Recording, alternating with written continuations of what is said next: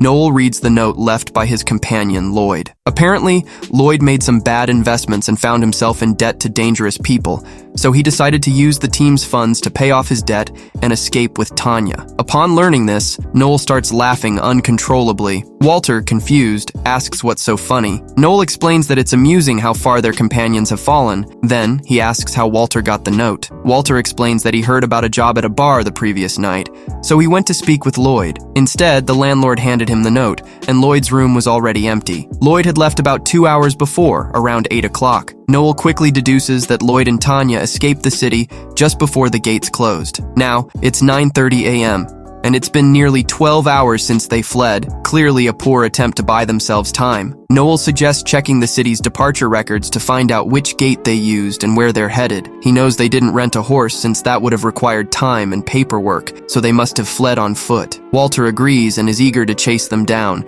but Noel needs to clarify something first. He asks Walter what he plans to do when they catch up to Lloyd and Tanya. Walter, unsurprisingly, says he'll beat them up and move on. Noel, however, tells Walter that what Lloyd and Tanya did is unforgivable, and this will be a fight to the death. He asks if Walter is truly prepared for that. Walter replies that he'll only be able to if Noel stands by him. Noel points out that they won't recover the money, and chasing after them would be a waste of time. That's exactly why Lloyd and Tanya did it. They didn't think anyone would come after them. Walter grows angry, and Noel reminds him of his personal motto, to repay any wrong done to him 1,000-fold. They head to the Orc Club, but Walter is confused as to why they're going there. Noel tells him that everyone has a role. Walter is a great warrior, but only that. He asks Walter to leave the planning to him. When they enter the bar, Noel boldly announces to all the seekers present that Lloyd and Tanya, members of Blue Beyond, have embezzled the team's funds and fled. He offers $2 million to anyone who brings them back alive. Walter, alarmed, asks why Noel made such an offer. Noel explains that they need to expand their network to find Lloyd and Tanya quickly, and assures Walter he'll soon understand. A team called Lightning Bite volunteers to take on the job. Noel provides them with the time Lloyd and Tanya fled,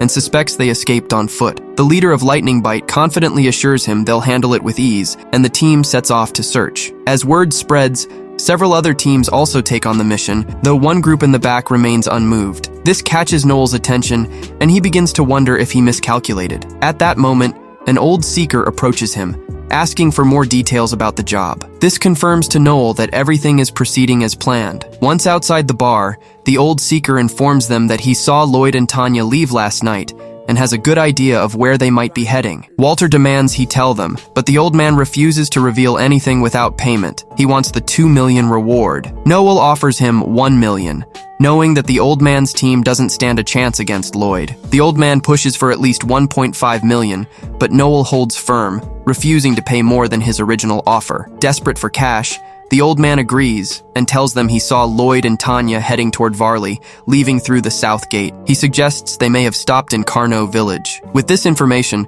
Noel sends Walter and the old man's team to the south gate while he takes care of something first. Later, they regroup at the south entrance where the horses are ready. Walter questions Noel about whether he can actually fight their former companions. Noel assures him he won't show any mercy, explaining that he always has a plan for those who betray him. People, he says, are easily led astray. Annoyed, Walter asks if Noel ever trusted Lloyd and Tanya. Noel replies that trusting someone doesn't mean having blind faith, and it's always wise to keep doubts. He even offers Walter the option to stay behind if he's not up for the fight, but Walter refuses, asserting that he's not weak. Noel, however, thinks he's just too soft. Meanwhile, in Carno village, Lloyd and Tanya make camp for the night. Lloyd reassures her not to worry, reminding her that Noel wouldn't chase them since he can't recover his money. But he's mistaken. Noel and his team are already waiting. When Lloyd draws his sword, Noel unleashes a powerful spell that forces them to the ground, defenseless. They take Lloyd and Tanya to a secluded spot for interrogation. Furious, Walter wants to beat Lloyd up, but Noel stops him. He demands to know what Lloyd did with the last of the team's money. Lloyd admits he spent it too. Noel asks if Lloyd invested the money,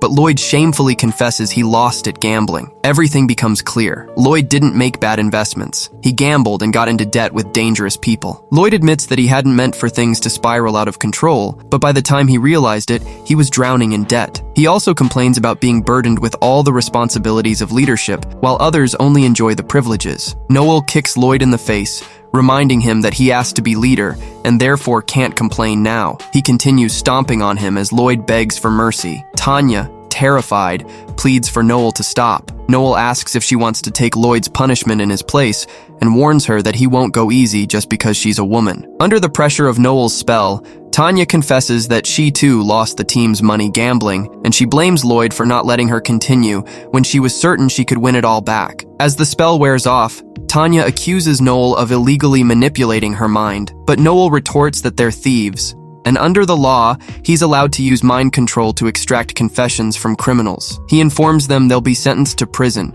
serving 10 years of hard labor together until they die. Suddenly, the old seeker interrupts, demanding his payment now that the job is done. Noel agrees to pay him, but later. The old man grows angry, accusing Noel of lying. In response, Noel knocks him down with a sharp blow, reminding him that the payment will come when Noel decides. Infuriated, the old man draws a knife, but Noel swiftly disables him with a strike to the chest, recalling a technique his grandfather taught him, a strike called cardiac contusion, designed to stop the enemy's heart for a few seconds. As the old man's team carries him away, a strange, extravagant cart pulls up. Finocchio Barzini, a slaver, steps out, greeting Noel with a polite smile. Finocchio is a member of the Luciano family, the largest mafia in the city. Noel describes him as a refined but vulgar man, cheerful yet ruthless, with the nickname the Mad Clown. Noel scolds Finocchio for taking so long, but Finocchio defends himself, saying he arrived as soon as he was called. Walter realizes that this was what Noel was up to while they waited. Noel had known from the start that he wouldn't recover the money from Lloyd and Tanya,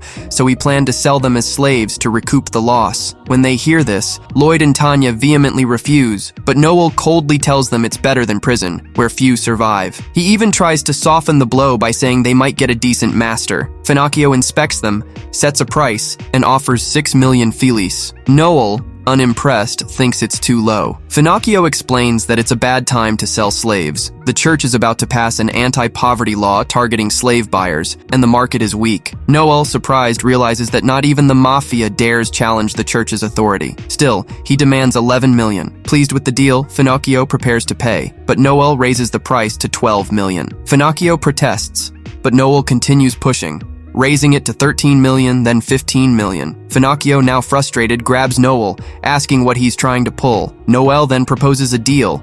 Sell Lloyd and Tanya for 15 million, but sign a receipt for 30 million so they can both split the extra money. He suggests that no one would bat an eye if Finocchio purchased 2 attractive young slaves for that price, and Finocchio could easily sell them for 90 million later. Finocchio, nervous, warns Noel that if anyone finds out, they'll both be in serious trouble. He knew Noel was ruthless, but even he didn't expect this level of audacity. He offers Noel a position in the mafia, but Noel declines, simply asking if they have a deal. Reluctantly, Finocchio agrees, but before they finalize it, he turns to the old man and his team, threatening them and their families if they speak a word about the deal. The deal is sealed, and Noel gets paid as they agreed. Desperate, Tanya pleads with Noel, reminding him that they were once friends. But Noel, without emotion, replies that friends don't gamble away each other's money. He tells her that someone who betrays once will betray 1,000 times. Tanya, panic-stricken, turns to Walter for help, reminding him that he once loved her. She begs him to save her, but when he ignores her, she snaps and begins hurling insults, calling him a coward. Ignoring her outburst, Finocchio climbs back into his cart and leaves. Noel then hands the old man the promised 1 million filis. The old man, full of resentment, insults Noel. Sarcastically, Noel advises him to learn from Tanya if he wants to curse someone properly. In response, the old man calls Noel a soulless demon. Among seekers, being called a demon is the worst insult imaginable, but Noel simply accepts it. In fact, he plans to embrace that reputation to become the strongest in the world. The following day, Walter meets Noel at the city's gates. He asks if Noel came to see him off. Without a word, Noel hands him a bottle of the same alcohol they drank from the night before. That night, Walter had made a decision. He was done being a seeker. Noel tells him that he's a great warrior and that they could find new companions, rebuild the group. But the events of the past day have left a mark on Walter. He's determined to leave this life behind. As Walter watches Noel walk away, he wonders if his friend has a heart. He knows that Tanya had genuinely loved Noel, but Noel was always after something else, strength and power. Walter realizes that the only thing truly special about their group was Noel. With a heavy heart, he toasts to his old friend, unsure if he'll ever see him again.